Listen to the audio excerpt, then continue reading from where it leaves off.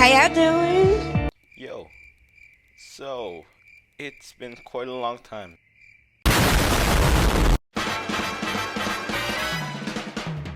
Nah, but on a more serious note, I did miss you guys and missed uploading, and I know it's been a year, but I've been planning on coming back for a while now. You guys gotta trust me on this one. Anyways, I know most of y'all will be newcomers to my channel and don't want to hear me yap about shit you don't even know or care about, so let me just get to the main subject already. DanDaDan changed my life. Kinda. Not really, but the shit is fucking gas. For the last 3 years, I've been getting older and haven't been able to get to series that I actually really like. My ass used to be able to down 50 episodes a day of One Piece back during quarantine. Now I maybe watch like 40 episodes of anime a year total. I barely watch animes nowadays other than ones that I've established that I like, but I was hearing quite a lot of yapping about the series, so I decided to give it a try. And it was way better than I expected. I'm gonna be real when I say this. If you haven't watched it, go watch it, then come back. Cause I got this feeling that I don't know how to explain, but for the first time in a while, I was actually passionate about an anime. Like I got that feeling of just wishing that the entire season was out immediately. If I'm being real though, I'm happy I waited to watch it this long, cause if I didn't, I would have crashed out if I had to watch all those episodes weekly. Binging an anime, in my opinion, is way better than watching it on a week-to-week basis. Honestly, now that I think about it while writing the script, I think watching it week by week makes me like an anime less, but that's just me. This is one of the first anime that I've watched that actually follows romance. And let me tell you, man, this shit get me on my feels, bro. DanDaDan has actually got me in class waiting impatiently until I get home to watch the next episode. And if I'm being real, I haven't felt that in a long time. I haven't been that excited to watch an anime for a while. I've even have to withhold myself from reading the manga because I've just been fiending to figure out what happens next. But I'm gonna wait till the anime season's over. Me wanting to read a manga for a show is quite a big deal. Well, at least to me it is, because I've only read the entirety of 3 mangas in my life, which is One Piece, Blue Lock, and Jujutsu Kaisen, which are all in my top 10 of all time. So, with that logic, I can assess that DanDaDan is undoubtedly a hood classic, absolute cinema. Anyways, I haven't really gotten down to the nitty gritty of why I like the show so much. I've been talking about it in a broad perspective. So, it's time to switch up the flow. Cut the music. Play a different tune. Yeah, that's what I'm talking about. One of my favorite aspects about the show is that I can actually fuck with both the main characters heavy. Like I fuck with Momo and Kenny heavy. It's only been 8 episodes and Momo's already one of my favorite female anime characters of all time, if not my favorite. Mainly it's because mangakas have this weird tendency to make female characters either as cliche or as annoying as possible, so it's refreshing to have an actual female character who's just a chill guy and who's realistic. Deadass, the only scene that I didn't like of Momo was in episode 5 when she shut down Ken. But all is forgiven, she dealt with the situation and apologized in the end, so it's sad in the end. But yeah, as I was saying, both main characters are sick. I generally like them both equally, which is something I haven't actually felt before while watching the series, so I find that super impressive that the author is able to keep this sort of balance between them.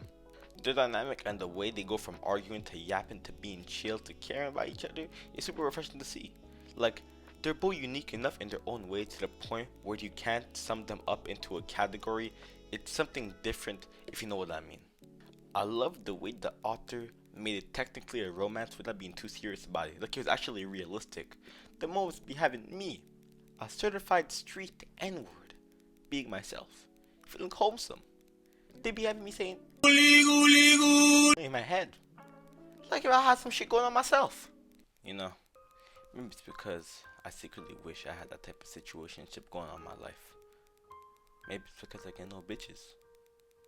Maybe it's because I wish someone cared for me the same way they care for each other. Maybe it's because I wish my life was exactly like theirs. Torturing my cock and balls. Sometimes randomly, I get large erections. I don't know, man. It's something about the way these high school anime be having me feel, bro. They be having me cheesing, bro. I almost felt the same way for Psyche K. Not to the same degree, though. I feel strong about DanDaDan for some reason. And now, after seeing all of this, I must say, thank God the animation studio actually cares about this project. It's one of the most consistent animations I've ever seen. They'll be adding an insane amount of budget for one scene just for the next few episodes to be ass. It's amazing animation all year round, which I very much appreciate.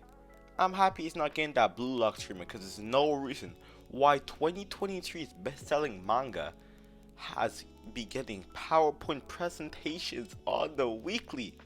Even DanDaDan got better CGI than Blue Lock. But yeah, back to what I was saying is that I love the dynamic of the romance between these two. It's just sweet, man, you know what I mean? W romance. This anime has had me feeling stuff I've never felt before. It's like when you find that hallway crush and you can't stop thinking about her. This is the first time in a while I've been so obsessed with the series. And now if you're wondering, what makes DanDaDan DanDaDan? This shit has everything in it. It's the ultimate all-in-one anime. You get romance, you get slice of life, you get action. Anything you're trying to look for in anime, it's there. Well, most likely, because you could be looking for some freak shit. The action scenes are clean and super smooth, never choppy. You're never gonna find the animators lacking. Like I'm being serious. Name one bad scene. That scene's bad but for a different reason. You know, the fact that DanDaDan is an all-in-one package anime and that it's constantly flowing and doesn't stay in any annoying or boring arc is probably why I like it so much. After the departure of many beloved new-gen animes such as Demon Slayer, Jujutsu Kaisen, and MHA, I didn't like MHA that much. It's nice to see a series that genuinely feels better than these series step up and lead to the next decade. When I look at DanDaDan, I genuinely see the future in these next future shonen, and so far I literally have no complaints. And it even built off of its predecessors and keeps building to make the series even better. At this point as I'm writing the script, I'm only 8 episodes in, so I can't really speak about the manga, but after watching, I'm sure it's in good hands and I'm sure it's better in the future seasons too.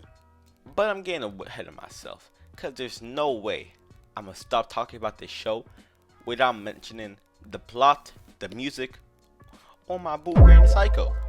90% of this shit in this show does not make sense, and I love that about a show, when they don't take themselves too seriously. I mean, my favorite show is One Piece for crying out loud. I also love Blue Lock, which is just crack soccer with superpowers.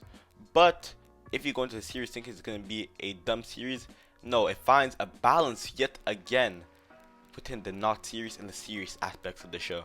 Like I had to lock in during episode 7, because it was the first time I've ever been trained by an anime into crying. I've never cried in an anime before, and that was probably the closest I've ever got to actually doing so. But yeah, now speaking about the humor, I mean most of the show's jokes are about dongs, and is it immature? Yes. But am I immature? Hell yeah. Something a lot of people leave out by mentioning about DanDaDan is the music is a certified banger. People only talk about the intro, but they need to talk about that song that was playing when they defeated the space alien and Turbo Granny. Ooh, that shit was fire. And if I ever get the chance with Granny Psycho, I'm gonna be in there like Shannon Sharp. I'm gonna be yelling like Kendrick Lamar. But anyways, the point to all of that yap this entire video is that it's a good switch of pace from every other show I've watched. And despite me trying to explain what I feel when I watch the show and fail horribly at it, it all comes back to one thing: passion. This is a show I'm genuinely passionate about. I mean, this shit got me to come out willfully of my YouTube retirement and actually made me want to make this video. And I know I suck at explaining how I feel when I watch this show, but for those who watch and feel the same way, know exactly what I'm talking about. And if you don't, then let me put it for you in this perspective. This shit had me want to kick my feet in the air. I just started the series and I'm already sad to know that I'll never be able to rewatch that series freshly for a first time again. This series is all I can think about and I need to find some way to nerd out about it. So y'all are getting this video for it. I've fallen in love with this series. I'm sure you have as well if you've watched this far. The main characters are lit, the animation is lit, the side characters lit, for the most part at least, and everything is fire. Oh yeah, and by the way, before I sign out, I'll be posting about the new DanDaDan episodes dropping each week from now until the season's over. Who knows, after season 1, I may do some arc breakdowns if you're interested in that.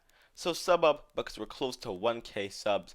And in conclusion, I cannot let gang know I fuck with this romance anime this much.